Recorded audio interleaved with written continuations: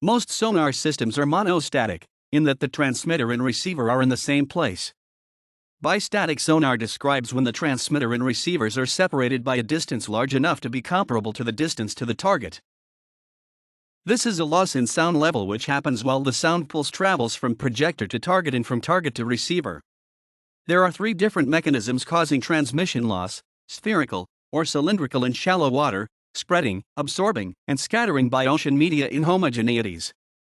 Transmission loss, TL, is proportional to range. The longer the sound travels, the more the loss, and to sound frequency. In monostatic sonar, the sound first travels from projector to target, then the same way back from target to receiver, so two-way loss is just 2 TL, where TL is one-way loss.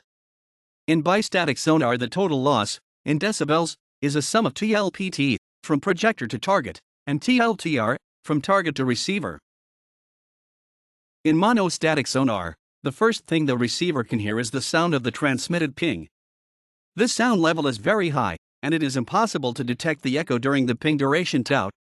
That means targets are undetectable within the circle of c tau/2 radius, where c is sound speed in water. This area is usually referred to as dead zone. If the sonar is close to the surface, bottom, or both, which may happen in shallow water, the dead zone may be greater than c tau/2 due to a high level of reverberation.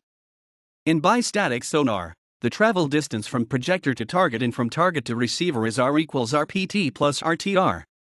As the projector is separated from receiver by RPR distance, first RPR/c seconds after the ping starts, the receiver is just waiting. After that time, it receives direct signal from the projector, often referred to as direct blast, which lasts tau seconds. So the sonar cannot detect targets within the ellipse R equals RPR plus c tau, as shown at the picture. High-level reverberation in the projector area does not affect the dead zone. Targets do not reflect the sound omnidirectionally. The mechanism of sound reflection, or scattering by the target, is complicated, because the target is not just a rigid sphere. Scattered sound level depends on the angle beta from which the target is ensonified by the projector, and it also varies with angle scattering direction alpha, referred to local target axis ZXY. These angles are often referred to as aspects. This scattered sound level Vs, alpha, beta, function is called the scattering pattern S, alpha, beta. Direction of maximum echo, maximum of S, alpha, beta, also depends on target shape and interstructure. So sometimes the best ensonifying aspect is not the same as the best receive aspect. This leads to the bistatic solution. Target scattering becomes even more complicated if the target is buried, or semi-buried, into sea-bottom sediments. That happens to sea mines, waste containers, shipwrecks, etc. In that case, the scattering mechanism is affected not by target features only, but also by sound wave interaction between the target and surrounding bottom. In monostatic sonar, the receiver is listening to the echo which is reflected, scattered, right back from the target. Bistatic sonar can work in two ways, by utilizing either the target backscattering or forward scattering.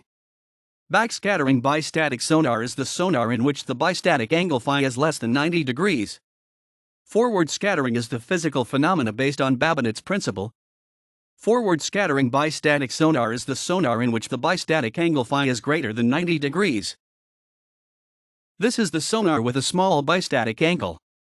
In other words, both the range from projector to target RPT and from target to receiver RTR is much greater than the distance from projector to receiver RPR. This is the multi-node system with more than one projector, receiver, or both. For coastal surveillance, a large receive array of hydrophones is usually deployed close to the shore and connected with cables to a land-based processing center.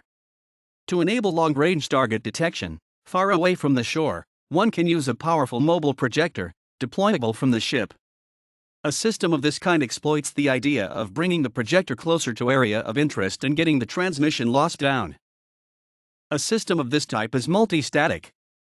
It exploits the idea of cover the area of interest with a sparse net of receivers and ensonify the whole area with a powerful projector. Receive nodes may be sonobuoys, with radio communication linked to a processing center, or autonomous underwater vehicles, AUVs, with an acoustic communication link. The example is GOAT's project, using AUVs as receive nodes. The lower the frequency, the less the transmission loss absorbing and scattering components. On the other hand, the lower the frequency, the larger the size of directional projector and receive array. So the ship-deployable long-range sonar is a low-frequency bistatic tone array sonar with spatially separated projector and receive array. The example is Bistatic Sonar. To detect a buried object, the transmit ping must penetrate into the bottom. That requires a powerful and highly directional projector. Next, a directional receiver should be placed at the point where the target plus surrounding bottom reflection is the best. This is a bistatic system. The example is Sitar project, developed to find objects like toxic waste containers in mines. The principal advantages of bistatic and multistatic sonar include lower procurement and maintenance costs, if using a third party's transmitter. Operation without a frequency clearance, if using a third party's transmitter. Covert operation of the receiver. Increased resilience to electronic countermeasures as waveform being used and receiver location are potentially unknown.